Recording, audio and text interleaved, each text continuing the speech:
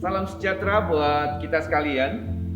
Senang pada saat ini kita bisa bersama-sama mengikuti seri pembinaan melalui media sosial Gereja Kristen Injili Indonesia. Saat ini saya akan membacakan satu bagian firman Tuhan dari Yohanes pasal yang ke-14 ayat yang ke-27. Yohanes 14 ayat yang ke-27. Damai sejahtera kutinggalkan bagimu, damai sejahtera kuberikan kepadamu, dan apa yang kuberikan tidak seperti yang diberikan oleh dunia kepadamu. Janganlah gelisah dan gentar hatimu. Saudara, kita sudah memasuki 1 bulan di tahun 2021 ini. Bagaimana kesan saudara? Apakah kehidupan saudara semakin mudah? Ataukah kehidupan saudara semakin sulit?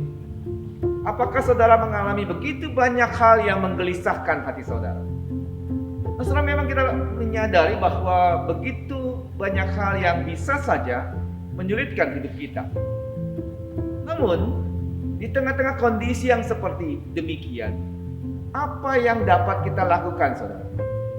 Tentu sebagai orang yang beriman, kita rindu supaya kita bisa melewati tahun ini dengan satu keyakinan bahwa Tuhan bersama dengan kita. Nah, saudara, kalau kita membaca ayat firman Tuhan yang tadi setelah saya bacakan tadi, saudara, maka kita bisa menyadari bahwa Tuhan Yesus mengatakan bahwa Ia memberikan damai sejahtera bagi kita.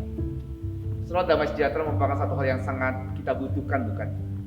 Di tengah-tengah kondisi seperti ini, kita membutuhkan damai sejahtera yang dari Tuhan.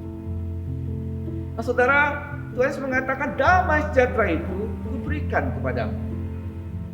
Saudara, kalau kita memperhatikan bagian daripada perkataan Tuhan Yesus ini, maka pada waktu itu Tuhan Yesus menyatakan ini dalam konteks Dia akan kembali ke rumah Bapa di surga.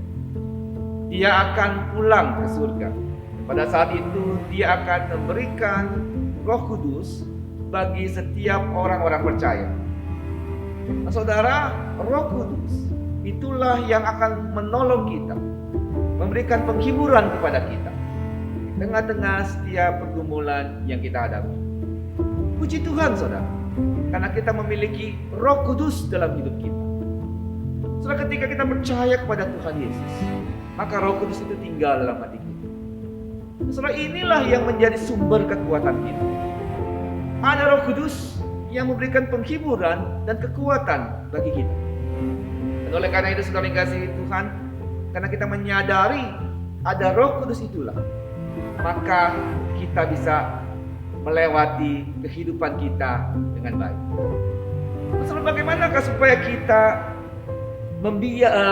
membiarkan Roh Kudus itu berkuasa dalam hidup kita? Ini merupakan satu hal yang sangat penting untuk kita lakukan bersama-sama. Saudara, marilah kita memiliki relasi yang dekat dengan relasi yang baik dengan Tuhan akan menolong kita untuk kita menyadari pimpinan Tuhan itu yang sungguh nyata dalam hidup kita. Saudara, memang kita tidak bisa lepas dari pertolongan Tuhan. Dengan membiarkan Roh Kudus itu menguasai hidup kita, memimpin hidup kita, maka tentu saja kita akan mampu melewati tahun ini dengan baik. Saudara yang kasih Tuhan, biarlah firman Tuhan yang kita telah renungkan ini mampu menolong kita menjalani tahun 2021 ini dengan iman bahwa Allah akan memberikan damai sejahtera itu bagi kita, bahwa Allah akan memimpin kita melewati tahun ini dengan baik. Amin. Tuhan memberkati.